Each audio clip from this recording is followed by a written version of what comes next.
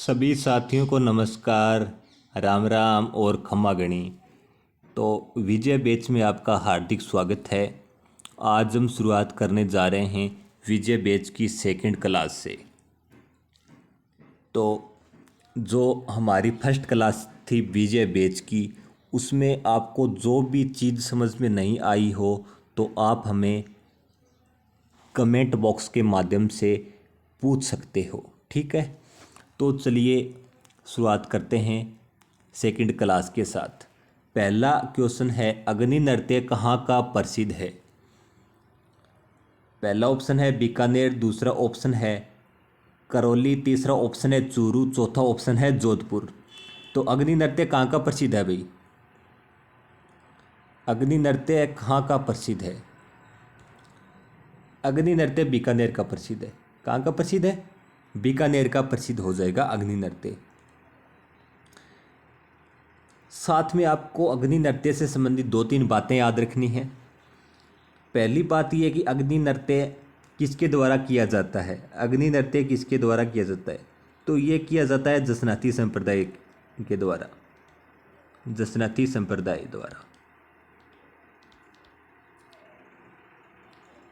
दूसरी बात आपको ध्यान रखनी है कि ये अंगारों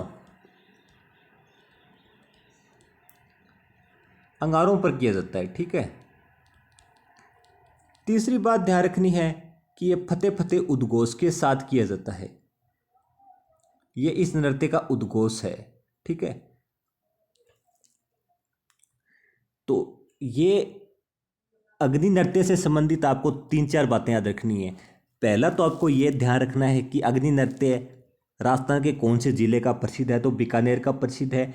दूसरी बात ये कि अग्नि नृत्य किसके द्वारा किया जाता है, यह किया जाता है जसनाती संप्रदाय के द्वारा। तीसरी बात ये ध्यान रखनी है कि ये किस पर किया जाता है, ये अंगारों पर किया जाता है, ठीक है।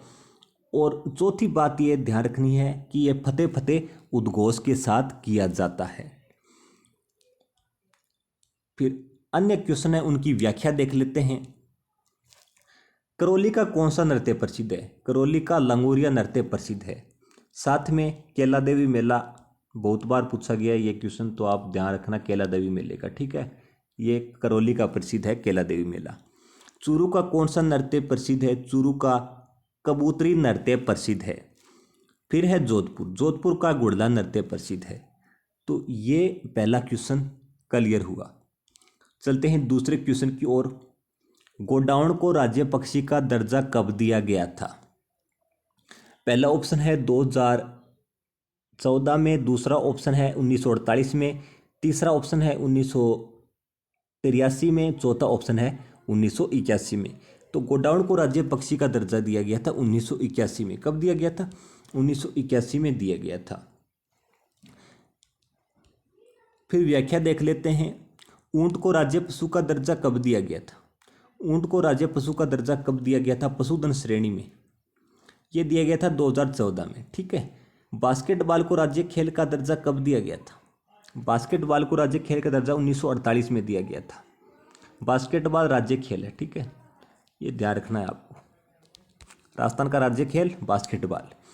और रोइडा को राज्य पुष्प का दर्जा और खेजड़ी को राज्य वृक्ष का दर्जा 1983 में दिया गया था। तो आपको ध्यान रखना है, ऊंट को राज्य पशु का दर्जा मिला था 2014 में पशुधन श्रेणी में, ठीक है। और बास्केटबॉल को राज्य खेल का दर्जा 1948 में, रोइडा को राज्य पशु का दर्जा और खेजड़ी को राज्य वृक्ष का दर्जा मिला था 1983 में, ठीक है।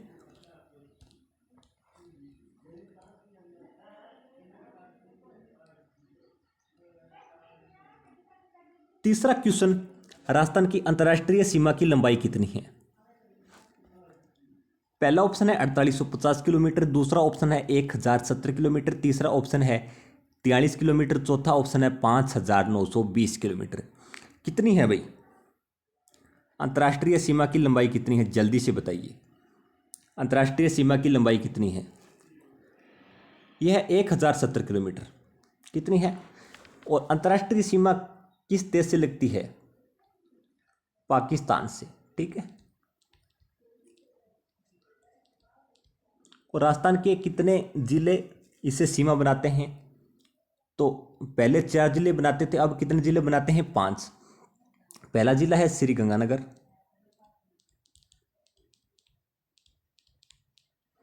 दूसरा जिला है बीकानेर, फिर है जैसलमेर, फिर है बाड़मेर, और 5वां नया जिला जो जोधपुर से अलग हुआ है, फलोदी। तो पहले 4 जिले सीमा बनाते थे, लेकिन अब वर्तमान में 5 जिले सीमा बनाते हैं। ठीक है, इस चीज को ध्यान रखना। फिर सभी विकल्पों की व्याख्या देख लेते हैं। 4850 किलोमीटर, ये क्या है? 4850 किलोमीटर क्या है? 4850 किलोमीटर राजस्थान की कुल अंतर्राज्यीय सीमा की लंबाई है। कुल अंतर्राज्यीय सीमा की लंबाई 4850 है।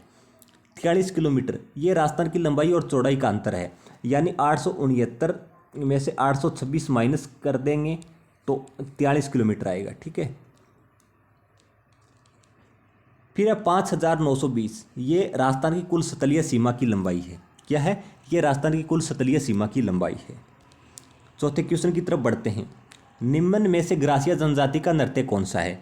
ग्रासिया जनजाति का नृत्य कौन सा है भाई? जल्दी से बताइए। पहला ऑप्शन है गेर, दूसरा ऑप्शन है रणबाजा, तीसरा ऑप्शन है लूर, और चौथा ऑप्शन है चरी। तो ग्रासिया जनजाति का नृत्य कौन सा है? जल्दी से बताइए। तो ग्रासिया जनजाति का नृत्य हो जाएगा लूर। ग्रासिया जनजाति के और कौन से नृत्य हैं, थोड़ा देख लेते हैं। वालर, मांदल, लूर, कूद, जवारा, मोरिया, ये ग्रासिया जनजाति के प्रमुख नृत्य हैं। बार बार पूछे गए हैं इनमें से क्वेश्चन। वालर के बारे में पूछा गया है, लूर के बारे में, मांदल के बारे में, ज्वारा के बारे में, तो बहुत बार क्वेश्चन पूछे गए हैं, तो इस चीज़ को ध्यान रखना। फिर है गैर नृत्य किसका है? गैर नृत्य भील जनजाति का है। रणबाजा नृत्य मेव जनजाति का है। चरी नृत्य ये गुज्जर जाति की स्त्रियों द्वारा किया जाता है। ठीक है, चलिए अगले क्वेश्चन की तरफ बढ़ते हैं। सोनार किला राजस्थान के किस जिले में स्थित है? सोनार किला राजस्थान के कौन से जिले में स्थित है भाई? पहला ऑप्शन है बीकानेर, दूसरा ऑप्शन है जैसलमेर, तीसरा ऑप्शन है भीलवाड़ा, चौथा ऑप्शन है हनुमानगढ़। तो सोनार किला कहाँ पर स्थित है? सोनार किला कहाँ पर स्थित है? तो सोनार किला जैसलमेर में स्थित है। ठीक है, फिर व्याख्या देख लेते हैं। बीकानेर का कौन सा किला प्रसिद्ध है? बीकानेर का कौन सा किला प्रसिद्ध है? बीकानेर का जूनागढ़ किला प्रसिद्ध है। भीलवाड़ा का कौन सा किला प्रसिद्ध है? भीलवाड़ा का मांडलगढ़ किला प्रसिद्ध है, और हनुमानगढ़ का बड़नेर किला प्रसिद्ध है। फिर सुविचार देख लेते हैं। शिक्षा वह रक्षक है जो सपनों को साकार में बदल सकती है। शिक्षा वह रक्षक है जो सपनों को साकार में बदल सकती है। अगर हम सच्ची मेहनत करें तो हम अपने सपनों को साकार कर सकते हैं शिक्षा के माध्यम से। तो ये विजय बैच की सेकंड क्लास थी। अगर आपको अच्छी लगे तो आप लाइक, सब्सक्राइब और शेयर ज़रूर करें। धन्यवाद।